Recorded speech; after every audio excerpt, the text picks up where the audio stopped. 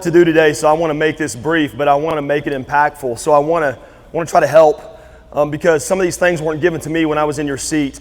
And today is going to be filled full of pressure for you. Okay, you're going to get the field. Every drill today is going to be a competition, and you're going to feel pressure. You're going to feel it, and it's a tough environment. It's very tough. It's a mean environment. It's nasty. It's cruel. It's relentless. It doesn't let go. And great men, great players, great men live for those moments. You're created for those moments, but not everybody can perform in those moments because they don't understand a few key things. And that's what I want to try to help you with today. You need to have the ability to talk to yourself and not listen to yourself. And if you can master that now, you're going to set yourself up for a lot of great things in your life, both on and off the field. And so when we watch our heroes, when we watch guys, I was like you, and I was 10, 12 years old, and I would turn on ESPN, and they would have an NFL Films video playing, and it would be a highlight reel of the greatest players to ever play the game. Walter Payton, Joe Montana, John Elway. List could go on. And I would sit and I would watch these guys play, and I remember Walter Payton, when he retired, he's on the bench, and he's all by himself, and he's hunched over, and he's crying.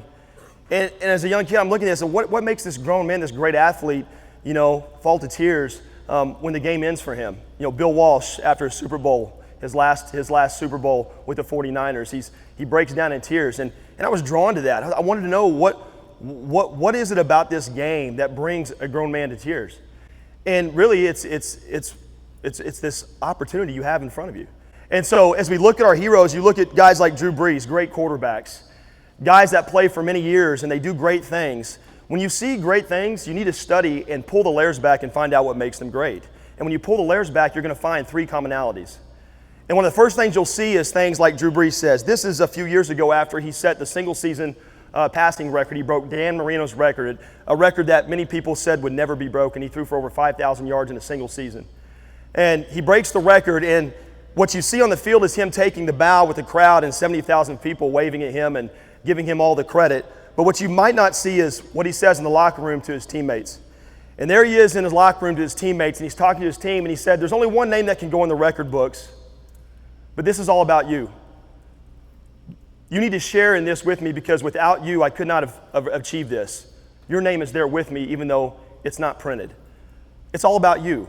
See, that's his why statement, and that's your why statement. You need to understand why you're here and why you're put on this earth to be great. It was to help others and serve others. That's your why. You are here for others, and that's your first self-talk statement you need. I'm here for you. And if you can remind yourself of why you're here, it takes all of the pressure away because you're focused on others, not yourself. It's very hard to do because naturally we wake up every day and the first thing we think about is who? It's ourselves. You watch great players and you'll see these things show up. And it's not always quarterbacks. See, what people think is quarterbacks have to be leaders. Well, everybody has to be a quarterback. Everybody's a leader. And when I look at Steve Smith, you might know who Steve Smith is. Arguably one of the best receivers to ever play the game, played forever, just retired recently, played for a long time in the NFL. Very hard to do and played at a high level. Pull back the layers on what makes him so great. How is this guy able to play so long and perform at a high level? And these are the things you don't see. You see the great plays, the records, you see the highlights, but when you see him mic'd up on the sidelines, he's interacting with his quarterback on the sidelines before the game, and he's doing the next statement. It's your what statement. What do I say? I'm here for others, I'm here for you, but what do I say? How do I lead? And what you say to others is you show gratefulness to them. So here he is before the game, and he's played many games with Jake Delhomme, and he says, man, it's an honor to be on the field with you today. And they hug each other. See, that's different. You don't see that all the time. And you wonder why he's so great. It's because he understands his why, and he understands what to say. And as they play along many years and the season goes on, Jake Delhomme starts to not have as good of a season, throws a few interceptions, and Steve Smith's probably frustrated because he's not getting what he wants. And here he is on the sidelines after a big game. It's Jake Delhomme's third interception, and he looks at Jake Delhomme, and he goes over and he says, you can throw 50 interceptions, but you're still my guy. Man, that's powerful. That's powerful. That's greatness. So you don't see those things, and you wonder why they're so great? Because they do things that other people don't do. He understands his why, and he knows what to say. Why am I here? For others. And what he's saying in this moment is, I believe in you. And that's your next statement. My what statement is, what do I say? You need to find ways to communicate to others that you believe in them.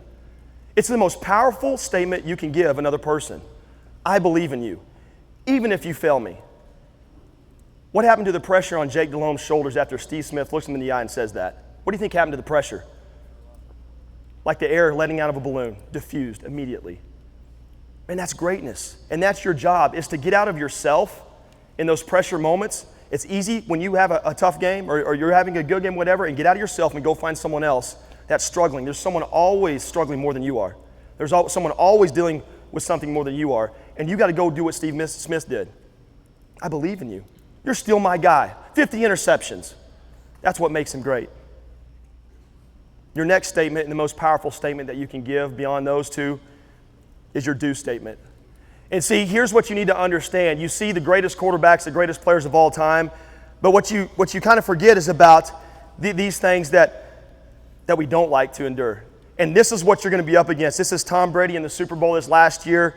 At this point, they're down 14-0. He throws a pick six. They're now down 21-0. 2 minutes left in the half. And when I watch this, I want to know what he's thinking. I want to know right now, when he walks off the field and the helmet's being taken off, what is going on in his mind, because this is where greatness occurs. And this is going to happen to you. You're going to throw up an interception. You're going to get benched unfairly. You're going to have an injury. Something is going to remove you from the field. And what you say to yourself in these moments is going to define the rest of your life. So you need to know how to talk to yourself, what to say to yourself, not listen to yourself. Everyone's going to be laughing at you. Everyone's going to be saying you can't do it. Here's the owners in the press box for the Falcons. They're cheering, hey, we're going to get our Super Bowl. We're defeating the New England Patriots, something that nobody said we could do. And you're going to be left alone on the bench, and all you're going to have is your thoughts. No one's going to be around you. Everybody's going to treat you like you have the plague, and it's just you and your thoughts. And in those moments, what are you going to say to yourself? You got to remind yourself why you're here. In this moment, I got to be here for who? For my teammates, for others, right? I got to make others, okay, believe. I got to make them believe that they're better than they are. I got to get out of myself and I got to go find people to encourage. Because the enemy's going to come in those moments. The enemy, you have an enemy, you have a voice in your head that's going to try to knock you out. And right now, these are probably some of the things that was going through Tom Brady's head. This is a Super Bowl in 2007 when the Giants upset him, and it was arguably the greatest upset in the history of sports, because if the Patriots would have won this game, they would have been the first team since the 1972 Dolphins to go undefeated. Undefeated season Super Bowl, they would have been the best team in the history of sports. But what happened? The Giants beat him. And he's probably thinking about all those losses, because that's what the enemy's going to tell you. Hey, remember when you lost the biggest game of your career? You remember when you threw that interception in the second quarter? And when those moments come, you got to immediately stop listening to yourself and you got to talk to yourself. And you got to remind yourself why you're here. You got to remind yourself what to say. I believe in you. And you got to talk to yourself about what you must do.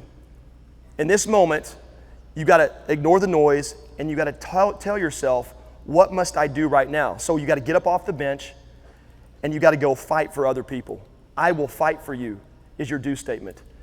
Because this is what your team needs. The Patriots come out of the halftime, right? They're down at this point. It's 21-3. It's the first series out of halftime, and it's 1st and 10, and Tom Brady drops back and he throws the ball to Hogan on the sidelines, and it goes right through his hands. He drops it. And you're going to have those moments. Today, you're going to throw a bad ball. It's going to miss the target. You're going to have those moments in August and September. You're going to throw a ball to a receiver. He's going to drop it.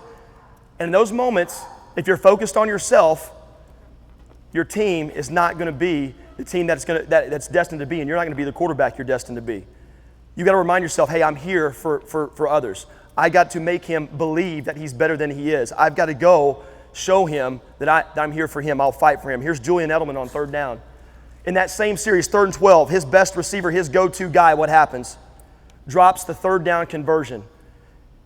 And in those moments, you've got to go be there for your teammates. I still believe in you. You got to let them know. You got to talk to yourself. You got to go talk to your teammates. You got to be gratefulness. You got to show encouragement, and you got to be there for them. You got to let them know that you will fight for them, no matter what. And if you can do that, eventually you're going to have some moments like this. What's going to happen is Julian Edelman's going to believe in himself. He's going to know that no matter what, you're still there for him. So that takes the pressure off him. So now he's going to be able to perform and make an unbelievable catch that turns the tide of the game. You guys remember this catch? Yeah. That changed the game right there. And he wouldn't have the ability to make that catch and have the belief that he could make that catch if he didn't have the leader in Tom Brady that he had. And that's what your players need from you. That same drive, Hogan makes an unbelievable catch. Covered. I mean, that is covered more than anything that we've seen. And he makes the unbelievable catch, and that wouldn't have been possible if his quarterback didn't believe in him, if his quarterback didn't lead him, if his quarterback didn't encourage him. That's who you got to be. So you want to be great, you got to go be great for others. Do you understand that? You got to go lead other people. And if you can remember these three statements and you can practice that, you're going to get these types of moments. If you can push through these failures, if you can push this adversity, if you keep pushing long enough, you're going to get on the other side of that, and you're going to experience things that not many people get to experience. You're going to experience wins, championships, unbelievable moments. But there's only one champion, right? And the reason why there's only one champion is because most people aren't willing to do these things I'm talking about. They're very simple things, but simple isn't always what? It's not always easy. But if you can practice these things, eventually you'll be on a stage, you'll have a trophy in your hand. It might not be the Vince Lombardi trophy, it might not be the actual trophy, but it will be memories of battles, of victories with your best friends, with your friends and your family, the people that you love. And that's the final secret.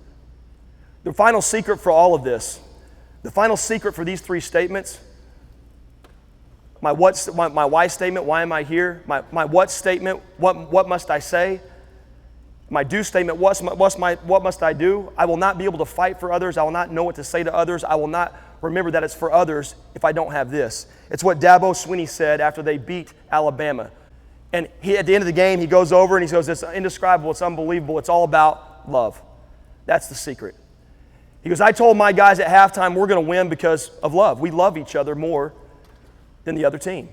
And that's the secret. You have to love the people that you play with. Your best friends, you have to love them. You have to serve them. Your family, you have to love them. You have to serve them. That's what's going to allow you to get back up from those interceptions. That's what's going to allow you to get back up from an injury or getting benched unfairly. It's loving others more than yourself. It's the greatest commandment. And if you can apply that, if you can tap into that, nothing can stop you. You can't beat teams that truly love each other. And that's really the secret. So these are what I call my self-talk statements.